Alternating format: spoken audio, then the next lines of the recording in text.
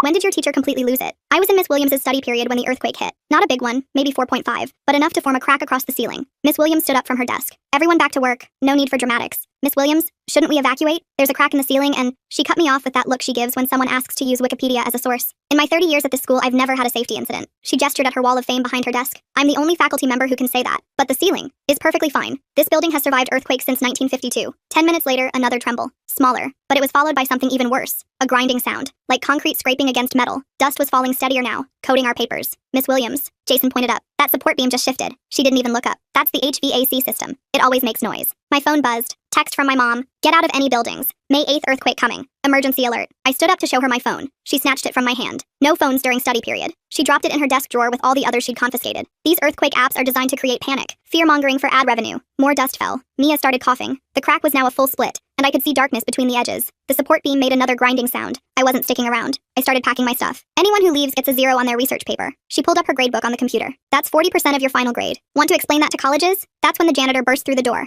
Everyone out. Building's compromised. Get out! Miss Williams actually shoved him. You're creating panic! She slammed the door and locked it. Then she did something I'll never forget. She started pulling down the blinds so other teachers couldn't see in. I've worked too hard for too long to let manufactured hysteria ruin my perfect record. She was actually shaking. That witch at Washington High had only had one paper cut incident. One. And if she thinks she deserves the award, she has another thing coming. A chunk of concrete the size of a textbook crashed onto Emily's desk. She screamed and jumped back. We all did. That's from construction next door. Miss Williams was basically shrieking now. They're trying to sabotage me. The timing is too convenient. The support beam wasn't just making noise anymore. It was bending. Actually visibly bending in the middle like a straw. The entire ceiling was sagging down with it. Sarah was crying. Please, my dad's a structural engineer. He says old buildings can pancake in seconds. Please let us leave. Your father wants my award. They all do. 30 years. 0 incidents. Perfect record. That's when the lights started flickering. A water pipe burst through one of the cracks, spraying everywhere. The sound coming from above us was like a giant chewing gravel. I looked at Jason. He looked at me. We both looked at the fire alarm. Don't even think about it. Miss Williams moved to block us. False alarms are expulsion. Criminal charges. I'll ruin every single one of you. Another chunk fell. Then another. The grinding turned into a shrieking metal sound that hurt my ears. Jason played football. I ran track. We both moved at the same time. He went low, tackling her at the waist. I went for the alarm. My hand hit the lever just as Miss Williams grabbed my hair. Vandalism. Assault. You're destroying everything. The alarm blared. 20 students fought for the door at once. Miss Williams was still screaming about her perfect record, her award, the superintendent. We made it to the parking lot just as the rumbling turned into a roar. The entire second floor of the library collapsed into the first, right where we'd been sitting. The dust cloud was massive. When it cleared, the library was just gone. Pancaked. But we were alive. Miss Williams stood there in the parking lot, covered in dust, still muttering, 30 years.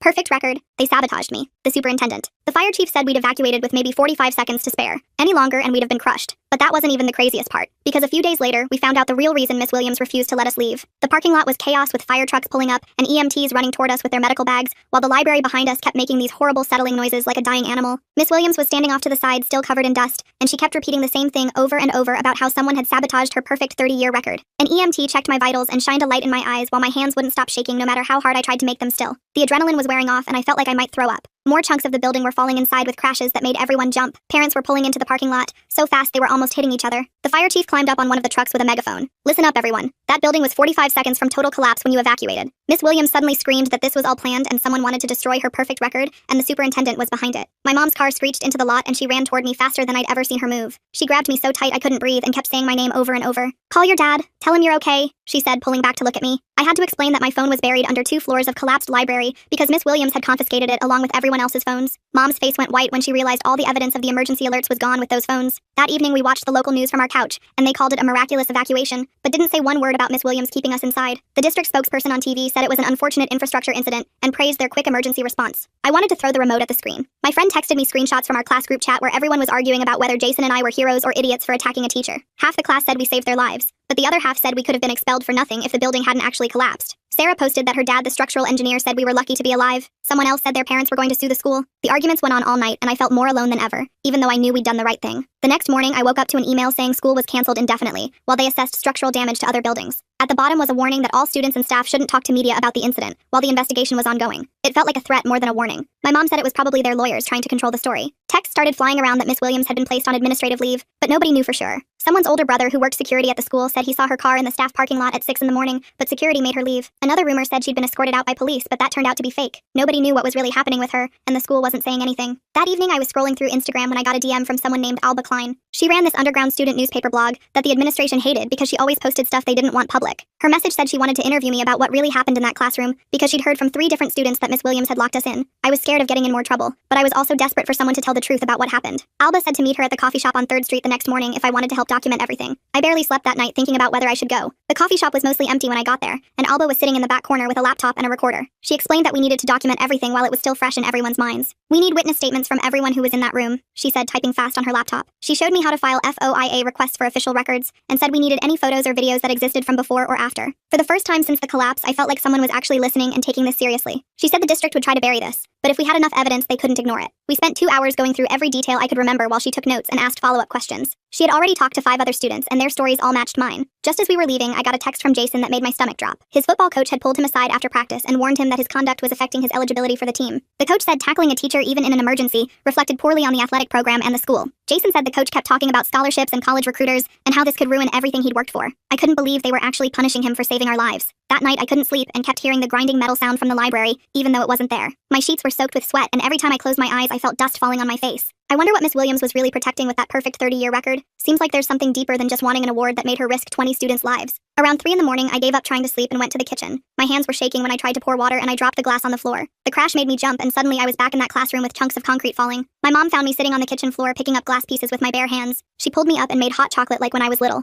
not saying anything about the tears on my face. The next morning, she was already dressed for work when I came downstairs, but she had her laptop open at the kitchen table. She said we needed to file a formal complaint with the district about what Miss Williams did. I didn't want to think about it anymore, but she kept saying nothing would change if we didn't document everything officially. We sat there for 3 hours while I told her every single detail I could remember. She typed it all up, asking questions about exact times and who said what and where everyone was standing. My hands started shaking again when I described the support beam bending, but she kept typing. She made me read through it twice to make sure everything was accurate before she hit submit on the district website. The automated response came back immediately saying Principal Duncan Knight would meet with us in 2 days to discuss our concerns. My stomach churned reading his name because everyone knew he always sided with teachers no matter what. 2 days later, we sat in his office while he shuffled papers and talked about my improper activation of emergency equipment. He never once mentioned Miss Williams locking the door or ignoring the evacuation warnings. He kept using words like protocol and proper channels and chain of command while looking at his computer screen instead of us. My mom tried to explain about the building collapse, but he cut her off saying the fire alarm activation was premature and unnecessary. He said I should have reported my concerns to the office instead of taking matters into my own hands. I pulled out my phone to show him the screenshots my mom's friend took of the emergency alerts that day. He barely glanced at them before saying those weren't official school communications, and following them violated established procedures. He said students needed to trust faculty judgment, not outside sources that might not understand the full situation. My mom grabbed my arm when I started to stand up because she could see how mad I was getting. Knight scheduled another meeting for the following week to discuss my disciplinary consequences for the false alarm. He handed us a packet about the student code of conduct with the sections about emergency equipment highlighted in yellow. Walking out of his office, I felt like I was going to throw up from anger and frustration. That afternoon, Alba texted me that she'd filed FOIA requests for all the maintenance records and internal emails about the building. She said the district had 30 days to respond, but they'd probably request extensions to delay everything. She was already planning to file appeals if they tried to claim exemptions or redact too much information. The truth was going to come out eventually, but the wheels moved so slow while the lies spread fast. I tried to find the janitor who'd tried to evacuate us, but heard from another custodian that he'd been placed on leave. They were investigating him for entering a classroom without permission and creating an unsafe situation. Someone who tried to save us was getting punished while Miss Williams had union protection and paid administrative leave. The whole thing made me so sick I had to run to the bathroom. 2 days later, the construction company working next door released a statement to the local news. They denied their work caused any debris to fall in our classroom and said they'd suspended all work pending investigation. They had timestamps showing their equipment was shut down during the earthquake and their site was secure. Now the district couldn't blame outside factors like Miss Williams kept claiming during the collapse. Sarah's dad, who really was a structural engineer, posted a detailed Twitter thread that night about how older buildings fail. He included diagrams showing how support beams buckle and floors pancake when the load shifts. He explained exactly what would have happened to us if we'd stayed in that room another minute. The thread got thousands of retweets and parents started commenting about their own kids in old school buildings. Local news picked it up and suddenly everyone was talking about school infrastructure and emergency protocols. The next morning, the district sent out a school-wide email about maintaining a positive safety culture. They talked about following proper emergency procedures and respecting the chain of command during crisis situations. They never mentioned Miss Williams by name or admitted anything went wrong that day.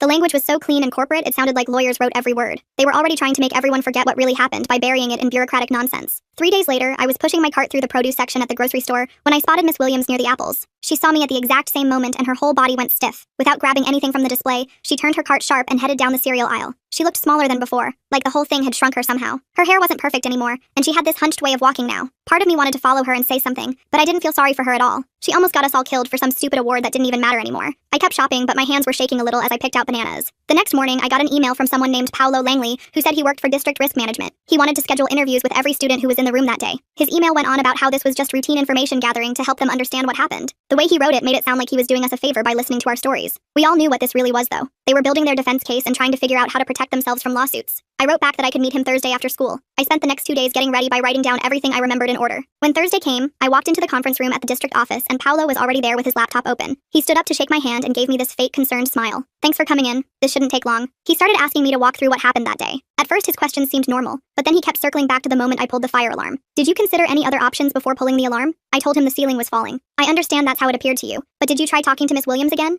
I explained that chunks of concrete were hitting desks. Right, but before you pulled the alarm, did you think about maybe getting another adult? The support beam was bending, and we had seconds to get out. I'm just trying to understand if you considered alternative de-escalation strategies. He kept typing on his laptop without looking at me. I stayed calm and kept repeating the same thing over and over. The ceiling was actively collapsing, and we had to evacuate immediately. He wrote everything down but never made eye contact with me once. After an hour of the same questions asked different ways, he finally let me leave. That weekend, Alba texted our group chat that her FOIA request got delayed. She was this girl from my history class whose mom was a paralegal, and she'd filed a Freedom of Information Act request for all the district's safety records. The district claimed they needed more time to review sensitive personnel information before they could release anything. Alba said this was standard stalling tactics they use when they don't want to hand over documents. It was frustrating watching them drag their feet when all we wanted was the truth about what they knew, and when they knew it. The truth shouldn't be this hard to uncover, but they were making it impossible on purpose. Monday morning, Jason got called to the athletic director's office during first period. When he came back to class, his face was red and his jaw was clenched tight. He passed me a note that said he was suspended from the next 2 football games pending a full review of his physical altercation with staff. Those were the games where college scouts were supposed to come watch him play. The games that could determine if he got a scholarship or not. I felt sick to my stomach that he was punished for helping me save everyone's lives. He tackled Miss Williams so I could pull the alarm, and now they were ruining his future over it. That evening, Alba got an anonymous email from someone using a throwaway account. The person said we should look into the Safety Excellence Award evaluation window and its specific criteria. They wrote that the timing of the incident wasn't a coincidence, and we needed to check the school board minutes from the past year. Alba forwarded it to me and Jason, and we spent hours that night searching through boring meeting documents online. We finally found what we were looking for buried in a policy document from 8 months ago. The award criteria specifically said that any school with an evacuation would get points deducted because it counted as a safety incident regardless of the reason. Schools were literally being told to keep students in dangerous situations to maintain their perfect safety records. The whole system was designed to make administrators choose between awards and actual student safety. Reading it made me so mad I wanted to throw my laptop across the room. The way Paolo kept asking the same questions but differently makes me wonder if he was trying to get them to say something specific, like maybe looking for one little word that could change everything. I couldn't sleep that night thinking about how we were just numbers on Miss Williams's perfect record sheet. We weren't actual human beings whose lives mattered to her. The system turned us into metrics and statistics that she could manipulate for her own career advancement. It was a different kind of violence than the falling ceiling, but it hurt just as much knowing we meant nothing to them. 2 days later, Paolo called me back saying he needed to clarify some points from our interview. This time he started hinting that there had been previous minor incidents in Miss Williams's classroom that were never formally reported. He wouldn't give me any details but kept asking if I'd ever seen her refuse to let students leave before. He suggested other students had raised concerns in the past, but nothing official was ever filed. The pattern had been there all along, but nobody did anything about it. Thursday afternoon, I was in the bathroom stall when 2 teachers came in talking about Miss Williams. They were saying the union would definitely protect her because she followed district guidelines about not evacuating without official authorization from the main office. They sounded way more worried about setting a bad precedent than about what almost happened to us. One of them said if teachers could get in trouble for following the rules, then nobody would want to work there anymore. The adult world felt completely broken listening to them care more about contracts than kids' lives. My head started pounding worse that night and wouldn't stop for days. Mom kept giving me aspirin, but nothing helped. The pain got so bad I couldn't focus in class, and my teachers kept asking if I was okay. Finally, on Wednesday, I went to the school clinic during lunch. The nurse took my blood pressure and asked about my symptoms. She said it was stress-related tension from the trauma, and gave me some pamphlets about breathing exercises and coping strategies. The papers talked about meditation and positive thinking, which felt pretty useless when I kept seeing that ceiling crack in my mind. I stuffed them in my backpack and went back to class with my head still throbbing. That afternoon, my phone started blowing up with notifications. Someone had posted a video in our class group chat that I'd never seen before. It was from inside the study room right before the evacuation. The video was shaky and only 30 seconds long, but it showed Miss Williams walking between desks and physically taking phones from students. You could see her grabbing them out of people's hands and dropping them into her desk drawer. One kid tried to show her something on the screen, but she just yanked it away. The timestamp showed this was right when the emergency alerts were coming through. Finally, we had actual evidence of what she did. The video spread through the whole school within hours. Parents started sharing it on Facebook and Twitter. Local news picked it up by dinner time. The school tried to say the video was taken out of context, but everyone could see exactly what happened. The next morning, the construction company that had been working next door released their official work logs to the media. The logs showed they had stopped all work completely during both earthquakes, as their safety protocol required. They hadn't been doing any demolition or heavy work that day at all. This totally destroyed Miss Williams's claims about construction debris causing the chunks of concrete to fall. The danger had come entirely from our building's structural problems. The construction manager went on the news and said they'd actually been concerned about our building's stability for weeks. More evidence kept coming out every day. Alba texted me Thursday night saying she'd gotten something huge. Her mom's friend worked at the district office and had leaked an internal memo from Agnes Kaufman. The memo was dated the week before the collapse and talked about maintaining an incident-free week during the award evaluation period. It said any evacuation for any reason would immediately disqualify the school from consideration for the Safety Excellence Award. The pressure hadn't just come from Miss Williams wanting her perfect record. The administration had created this whole system that punished teachers for keeping kids safe. I printed out the memo and took it to Principal Knight's office Friday morning. He read it and his face didn't change at all. He called it a motivational communication, meant to encourage safety awareness. When I pointed out it literally said evacuations would disqualify us, he said I was misinterpreting the intent. He kept using these corporate words like stakeholder engagement and performance metrics that meant nothing. I left his office shaking with frustration at how he could twist everything to avoid taking responsibility. Meanwhile, Paolo had been doing his own investigation. He'd tracked down the janitor who had tried to warn us and interviewed him at his house. The janitor showed Paolo a copy of a maintenance ticket he'd filed the week before the collapse. The ticket specifically mentioned cracks in the ceiling of the library's second floor. It had been marked as non-urgent by someone in administration. The janitor had tried to follow up, but was told it would be addressed during summer break. Paolo posted screenshots of the ticket online and it went viral immediately. Then Alba got another breakthrough. Someone sent her a screenshot from the maintenance system showing that Miss Williams had personally logged in and changed the ticket status. She'd changed it from ceiling cracks, structural concern, to HVAC noise. No action needed. The timestamp showed she did this 3 days before the earthquake. She literally had written warning about the exact structural danger that almost killed us, and she buried it to protect her perfect safety record. My anger turned cold when I saw that screenshot. This wasn't just panic or poor judgment during an emergency anymore. She had known about the danger in advance and deliberately covered it up. We now had timestamped evidence proving Miss Williams knew about the ceiling problems and actively suppressed the information. Alba said her dad's lawyer friend told her this changed everything from negligence to willful endangerment. The documentation was building into something that couldn't be ignored or explained away. The evidence was all digital with timestamps and login records that couldn't be faked. I sat in my room that night trying to process everything we'd learned. We almost died not from some random natural disaster or unavoidable accident, but from someone's deliberate choice to ignore danger. The betrayal hurt almost as much as the fear had. Adults were supposed to protect us, but they'd chosen awards and metrics over our lives. My parents kept saying we were lucky to be alive, but it wasn't luck that almost killed us. It was specific choices by specific people who knew better. The school board announced they were scheduling a public meeting for next Tuesday, with facility safety protocols on the agenda. They still wouldn't directly mention what happened to us, but everyone knew what it was really about. Parents were organizing on social media to show up in huge numbers. My mom joined 3 different Facebook groups planning the attendance. People were making signs and preparing speeches. The pressure for real accountability was finally building beyond what the district could contain or deflect. 2 days later, Jason texted me a photo of the letter that arrived at his house. Official school district letterhead stating his 2-game suspension would stand regardless of any ongoing investigation outcomes. His dad was in the background of the photo already on the phone with someone, probably their lawyer. Jason's mom had driven straight to the district office with copies of the emergency alert and photos of the collapsed library, but the secretary just took them and said someone would review them later. The suspension meant Jason would miss the games where college scouts were coming specifically to see him play. His whole senior year recruitment plan was basically destroyed over saving 20 lives. That afternoon, my own letter came in the mail and my hands were shaking as I opened it. The district scheduled my disciplinary hearing for the following week regarding misuse of emergency equipment and participating in assault of staff, which made it sound like we'd beaten up Miss Williams for fun instead of trying to get everyone out of a collapsing building. My mom grabbed her phone before I even finished reading and called her friend from law school who did education law. While she was on the phone explaining everything, another text came through from Alba. Someone from the district office had reached out to her anonymously with information she needed to see immediately. We met at the coffee shop on 3rd Street where Agnes from the district's Human Resources Department was already waiting in the back corner booth. She kept looking around nervously as she slid a folder across the table showing Miss Williams' employment contract with a section highlighted in yellow. The retirement bonus clause showed she'd get an extra $40,000 if she maintained her perfect safety record through June. Agnes explained that several teachers got these bonuses for various achievements, but Miss Williams's was the biggest because 30 years without a single incident was considered impossible. She'd literally been months away from cashing in when the earthquake hit. Alba took photos of everything while I sat there realizing Miss Williams had been willing to let us die for $40,000. Agnes made us promise not to use her name because she could lose her job for showing us confidential documents, but said someone needed to know the truth. Back at Alba's house, we spent hours going through everything trying to figure out what to do with this information. $40,000 for 30 years of perfect safety records? That's quite a specific number for a bonus that Miss Williams just happened to be months away from collecting when all this went down. Publishing it would expose Agnes as the source since only HR would have access to those specific documents. We decided to hold on to it unless absolutely necessary for protecting ourselves, but knowing about the money made everything even worse. The next morning, Alba got an email from a law firm representing Miss Williams, demanding she remove all content about the earthquake incident from her blog within 24 hours or face legal action for defamation. Alba's dad looked at it and said it was standard intimidation tactics, but we still had to be careful about what we published. Meanwhile, Paolo finally responded to Alba's information request with a carefully worded email confirming that yes, the district had various bonus structures and award criteria that could potentially influence decision-making, but he couldn't comment on individual cases or draw conclusions about specific motivations. He was basically confirming everything while legally covering himself from any liability. The morning of my hearing, I wore my most serious outfit and brought a folder with printed screenshots of the emergency alert, photos of the collapsed library, and a timeline showing we had 45 seconds between pulling the alarm and the building pancaking. The panel of 3 administrators sat behind a long table taking notes, while I explained that immediate action was necessary to preserve life. They asked why I didn't follow proper evacuation protocols, and I showed them the photo of Miss Williams physically blocking the door.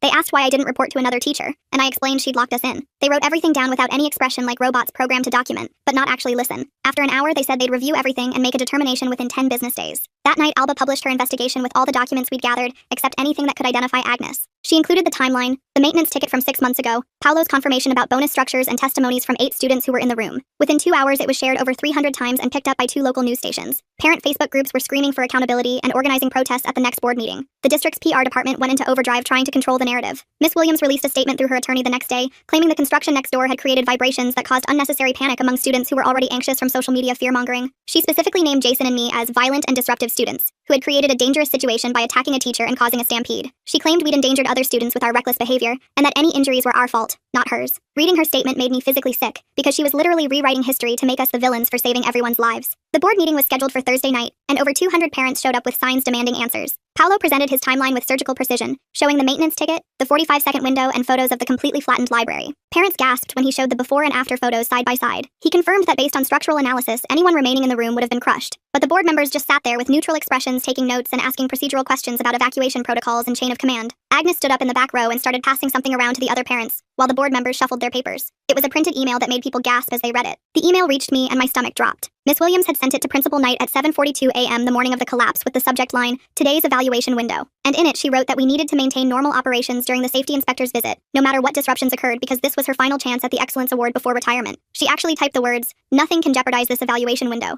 and CC'd 3 other administrators. Parents started shouting and pointing at the email copies while board members tried to call for order, but nobody was listening anymore. Agnes from the teachers union got up to the microphone even though nobody called on her and started talking about impossible standards and contradictory policies that forced teachers to choose between safety protocols and performance metrics. Some parents actually nodded along while others yelled about their kids almost dying and how nothing justified keeping students in danger. The room split right down the middle, with half the crowd demanding criminal charges and the other half talking about systemic problems and budget cuts. Security guards moved closer to the arguing groups while board members huddled together, whispering and passing notes back and forth. After 20 minutes of chaos, they called a recess. And when we came back, they announced Miss Williams would be placed on unpaid leave pending a full investigation that could take several months. Parents wanted immediate firing, but the union rep said due process had to be followed, and the board agreed, even though people booed and threw crumpled programs at the stage. 2 days later, I got an official letter about my disciplinary hearing outcome, which said 3 days suspension with a note about mitigating circumstances that wouldn't affect my college applications or permanent record. My lawyer said I was lucky it wasn't worse, since technically I did assault a teacher even if it saved lives, and I should just accept it and move on. I signed the paperwork in the principal's office while he avoided eye contact and mumbled about difficult situations and learning experiences. Jason's suspension stayed at 5 days with no mitigating circumstances because he actually tackled Miss Williams, and the football coach said he'd have to miss both playoff games, which meant the team would probably lose without their starting linebacker. At lunch, kids kept coming up to our table with different opinions about whether we were heroes or troublemakers who cost the team their shot at state championships. Some of Jason's teammates wouldn't even look at us and moved to different tables, while others said we did the right thing, but wished we'd waited until after the season. The whole school felt divided, with some kids wearing safety first buttons and others wearing team jerseys to show whose side they were on. 3 weeks passed in this weird tension before they finally condemned the library officially and brought in demolition crews to tear down what was left of the collapsed structure. We watched from the parking lot as the wrecking ball smashed through the remaining walls and bulldozers pushed the rubble into dump trucks. They set up 12 portable classrooms in the soccer field and shuffled everyone's schedules around so different classes met at different times, and nobody knew where they were supposed to be half the time. Teachers had to share the portables and carry their supplies in boxes between periods, while students sat on the floor in hallways during free periods, because there wasn't enough space anymore. The chaos made everyone stressed, and fights broke out daily over stupid things like who got to use the one working water fountain, or whose fault it was that calculus now met at 6:30 a.m. I found Jason sitting alone at our old lunch spot 3 months after everything happened and sat down next to him without saying anything at first. We both looked different somehow, like we'd aged more than just 3 months, and understood things about the world we wished we didn't know. He showed me his rejection letter from his top college choice that mentioned his disciplinary record, and I showed him my acceptance to my safety school that was all I could afford anyway. We didn't need to talk about how saving 20 lives had somehow made us the bad guys, or how Miss Williams still had defenders who said we ruined a good teacher's career over a misunderstanding. The truth was messier than anyone wanted to admit, with heroes and villains all mixed together, and no clean resolution that made everyone happy. That night, I started writing my college essay on my laptop about what happens when schools care more about looking safe than actually being safe. I didn't write about pulling fire alarms or tackling teachers because that wasn't really the point of what happened to us. I wrote about how 2 teenagers recognized danger while adults argued about metrics and awards and reputation and liability and everything except the ceiling that was literally falling on our heads. What a journey that was. Thanks for hanging out and discovering all of this right alongside me. Until next time, like the video. It helps more than you think.